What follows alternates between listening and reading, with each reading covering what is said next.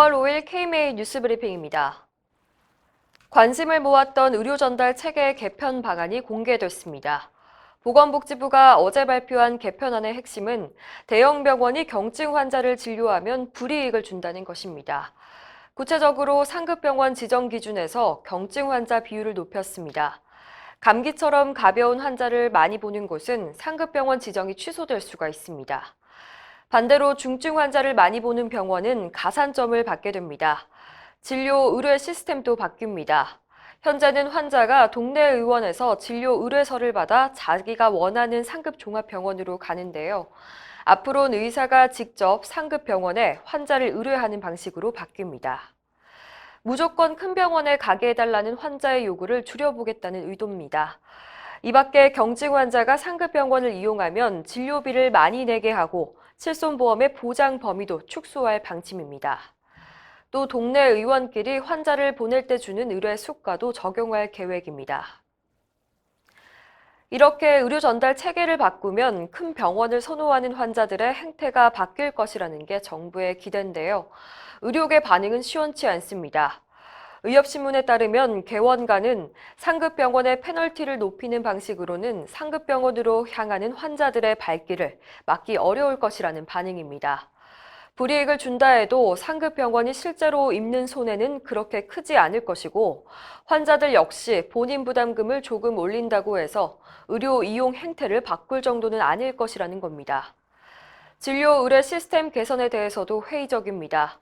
의원급 의료기관의 행정 업무가 늘어날 것이고 환자가 여전히 특정 상급 병원에 보내달라고 요구하면 거절하기 어렵다는 것입니다.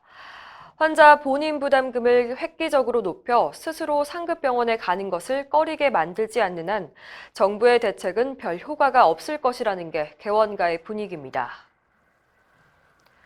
대한병리학회가 조국 후보자 딸 논문의 책임 저자인 장영표 당국의대 교수의 소명 자료 제출 기한을 하루 더 연장하기로 했습니다. 학회는 장 교수가 검찰 조사를 받느라 시일이 더 필요하다고 요청해 제출 기한을 오늘 오후 3시까지로 연기했습니다. 병리학회는 소명 자료를 통해 현재 제기되고 있는 문제들, 즉 6명의 저자에 대한 저자 자격과 소속 기관의 표기가 적절한지, 한영외고 재학 시절 당국의대 인턴십 2주 활동으로 제1저자가 가능한지, 그리고 기관 연구윤리심의위원회, 즉 IRB 승인에 따른 적절한 연구인지를 밝힐 예정입니다. 이 결과에 따라 논문 취소 여부도 결정될 것으로 보입니다. 현직 의사 10명 중 9명 이상이 조 후보자 딸의 논문을 철회해야 한다는 의견을 냈습니다. 대한소아청소년과 의사회가 전국 의사 3,000명을 대상으로 조사한 결과 응답자의 96%가 논문을 철회시켜야 한다고 답했습니다.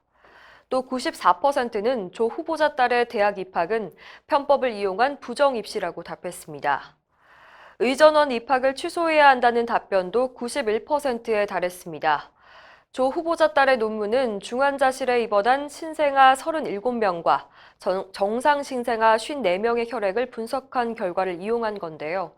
4일 국회에서 설문조사 결과를 발표한 이면택 소청과 의사회장은 아이들의 피가 힘있고 돈 많은 사람의 자녀 대학 입시를 위해 함부로 쓰였다는 데서 분노를 느낀다고 말했습니다.